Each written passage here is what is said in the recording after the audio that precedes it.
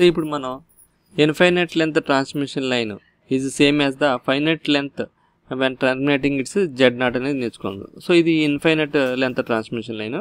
ఇక్కడ ఏదైతే input impedance ఉందో సేమ్ ఇన్పుట్ ఇంపిడెన్స్ మనం టెర్మినేట్ చేసినప్పుడు ఒక ఫైనైట్ లెంత్కి అదే ఇంపిడెన్స్కి మ్యాచ్ అవుతుంది అన్నమాట. దాన్ని క్యారెక్టరిస్టిక్ ఇంపిడెన్స్ అని అంటారు యాక్చువల్గా. ఓకే, సో ఇప్పుడు ఇది ఇన్ఫైనైట్ లెంత్ సేమ్ ఇక్కడ VS IS ఇచ్చాం. ఎప్పుడైతే IS IR అయిందో అలాగే క్యారెక్టరిస్టిక్ ఇంపిడెన్స్ VS VR అవుతుంది. దాన్ని మనం చూద్దాం. సో VS by IS అనేది ఏంటంటే Z ఇన్పుట్ ఇంపిడెన్స్ కదా, Z input impedance VS by IS. అలాగే load voltage VR by IR అనేది మనకి క్యారెక్టరిస్టిక్ ఇంపిడెన్స్ Z0. యాజువల్గా మనకి ఈక్వేషన్స్ ఏంటంటే V VS cos H gamma X minus IS Z0 sin H gamma X అనేది ఇది equation. Transmission line equations నేర్చుకున్నప్పుడు మనం నేర్చుకున్నాం. So V VS cos H gamma X minus IS Z0 sin H gamma X అలాగే I IS cos H gamma X minus VS by Z0 sin H gamma X అని నేర్చుకున్నాం కదా. So అవి equations ఇక్కడ రాద్దాం. I IS cos H gamma X minus VS by Z0 sin H gamma X. So if at receiving end వచ్చేటప్పటికి at receiving end X L అంటే ఒక length అయిన తర్వాత ఫైనైట్ లెంత్ అయిన తర్వాత దీంతో టెర్మినేట్ చేస్తున్నాం అనుకుందాం. X L అయితే కనుక X L అయితే అండ్ అంటే VS VR so X L అయితే కనుక V అనేది VR అలాగే I అనేది IR అవుతుంది అనమాట. ఓకే, ఇక్కడ IS I అలాగే VS VR V.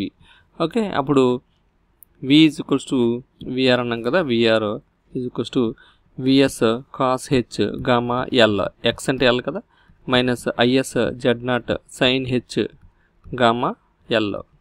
Similarly I IR IS cos H gamma L minus VS by Z0 sin H gamma L. So at X L substitute చేస్తే ఇలా వచ్చింది. యాక్చువల్గా VR by IR చేసామనుకో, VR by IR ఈ equation by equation చేసామనుకో మనకు అది characteristic impedance Z0కి equal అవుతుంది. So ఇక్కడ VS cos H gamma L minus IS Z0 sin H gamma L divided by ఈ IS into Z0 cos H gamma L minus VS sin H gamma L divided by Z0ని ఇక్కడ మనం Z0తో multiply చేసేయచ్చు ఇలాగా. అప్పుడు ఏమవుతుందంటే Z0 into ఈ equation ఏదైతే ఉందో ఈ టోటల్ ఈక్వేషన్ వచ్చేస్తుంది ఇక్కడ. అప్పుడు ఈ Z0 క్యాన్సిల్ అయిపోతే 1 VS cos H gamma L minus IS Z0 sin H gamma L divided by IS Z0 cos H gamma L minus VS sin H gamma L. Okay, so దీన్ని type తీసుకొచ్చేద్దాం. IS Z0 cos H gamma L minus VS sin H gamma L equals to VS cos H gamma L minus IS Z0 sin H gamma L. Okay, VS cos H gamma L VS sin H gamma L ఈ type ఉన్నాయి కదా, దీన్ని ఇటువైపు తీసుకొద్దాం, ఇది ఇటువైపు తీసుకొద్దాం. IS Z0 cos H gamma L plus IS Z0 sin H gamma L equals to VS cos H gamma L plus VS sin H gamma L. Okay, so ఇప్పుడు IS Z0ని కామన్ తీస్తే cos H gamma L plus sin H gamma L equals to VS common తీస్తే cos H gamma L plus sin H gamma L ఉంటుంది. So ఇది cancel అయిపోద్ది. IS into Z0 is equals to VS. So VS by IS is nothing but Z0. So దీన్ని బట్టి మనకు అర్థమైన point ఏంటంటే ఒక ఇన్ఫైనైట్ లెంత్కి ట్రాన్స్మిషన్ లైన్కి source voltage by current source కరెంట్ని మన ఇన్పుట్ ఇంపిడెన్స్ అని అంటాం. That input impedance is nothing but the characteristic impedance infinite length ట్రాన్స్మిషన్కి. అదే ఫైనైట్ లెంత్ కూడా మనం టెర్మినేట్ చేస్తే సేమ్ ఇన్పుట్ ఇంపిడెన్సే క్యారెక్టరిస్టిక్ ఇంపిడెన్స్ అవుతుంది.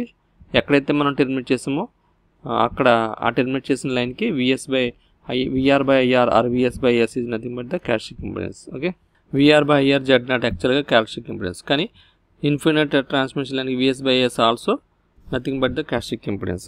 So from the above equation, input impedance of the finite length transmission line, input impedance of the finite length transmission line Vs by S, which is nothing but input impedance of the infinite transmission line. Okay, so ఇక్కడ వచ్చిన input impedance ఎంత, ఇక్కడ వచ్చిన input impedance ఎంత అయితే ఉందో transmission లైన్కి finite length దగ్గర, ఇన్ఫైనైట్ లెంత్ కూడా ట్రాన్స్మిషన్ లైన్ అదే వచ్చింది. So infinite length transmission line is same as the finite length transmission line when terminating its characteristic impedance with the Z0. So ఈ infinite length transmission లైన్లో ఇక్కడ Z0తో terminate చేస్తే Zn అనేది Z0కి equal అవుతుంది అని చెప్పడం అనమాట. ఇది